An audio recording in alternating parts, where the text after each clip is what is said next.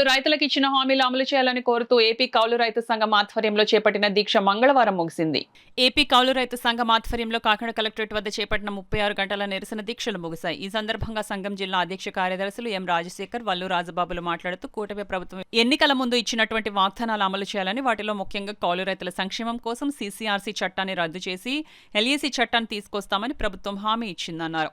అలాగే 2024 మరియు 25 సంవత్సరాల అన్నదాత సుఖీభవ డబ్బులు వేయలేదని, తొలకరిలో పంట నష్టం నమోదైతే వేశారు కానీ పంట నష్టం వేయలేదన్నారు. పెరిగిన ఎరువులు, పురుగు మందుల ధరలు తగ్గించాలని, గిట్టుబాటు ధరలు కల్పించాలని, ధాన్యం క్వింటాకు 500 రూపాయల బోనస్ ఇవ్వాలని డిమాండ్ చేశారు. వీటి కోసం అనేకసార్లు రాష్ట్ర ప్రభుత్వానికి అర్జీలు ఇచ్చినప్పటికీ పరిష్కారం కానందువల్ల దీక్ష చేపట్టామని తెలిపారు. ఈ కార్యక్రమంలో రైతు సంఘం జిల్లా కార్యదర్శి అప్పారెడ్డి, ఐద్వా రాష్ట్ర సహాయ కార్యదర్శి సిహెచ్ రమణి, పెన్షనర్ సంఘం జిల్లా నాయకులు యు సత్యనారాయణ రెడ్డి, రాష్ట్ర కార్యదర్శి కె సత్యరాజు, ఎస్ఎఫ్ఐ నాయకులు సంజయ్ కుమార్, వ్యవసాయ కార్మిక సంఘం నాయకులు తదితరులు పాల్గొన్నారు.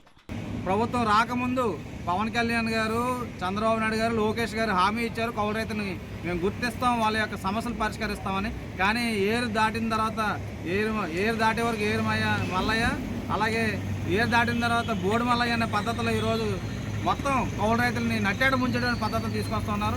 ఈరోజు పంట పెట్టుబడికి, సాగుకి ఏ రకంగా అప్పులు తెచ్చి చేసి వ్యవసాయాన్ని ముందుకు తీసుకెళ్లాలో మీరు సమాధానం చెప్పాలి. పంట పెట్టుబడి సాయం లేదు, అన్నదాత సుఖీభవ డబ్బులు 20,000 వేస్తున్నారు, అవి డబ్బులు లేవు.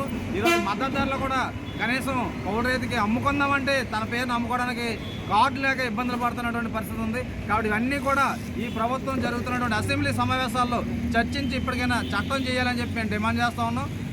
నూతన కౌలు చట్టాన్ని తీసుకొస్తామని పాత కౌలు చట్టాన్ని రద్దు చేశారు. కాబట్టి ఈ చట్టాన్ని తక్షణం ఈ అసెంబ్లీ సమావేశంలో ఆమోదించి అమలు చేయాలని చెప్పి కౌలు రైతులను ఆదుకోవాలని చెప్పి మేము తెలియజేస్తూ ఉన్నాం. నిన్న ఇవాళ ఫిబ్రవరి 23, 24 తేదీలో రాష్ట్ర వ్యాప్తంగా జరిగినటువంటి ఆందోళనలో భాగంగా కాకినాడలో కూడా ఆందోళన జరిగింది. ఇది కేవలం ప్రాథమికంగా జరుగుతున్నటువంటి పోరాట రూపం. భవిష్యత్తులో రైతాంగంతో పెద్ద ఎత్తున ఉద్యమం చేస్తామని, ప్రభుత్వం ఈ సమస్యలు పరిష్కారం చేయాలని చెప్పి హెచ్చరిక తెలియజేస్తున్నాం.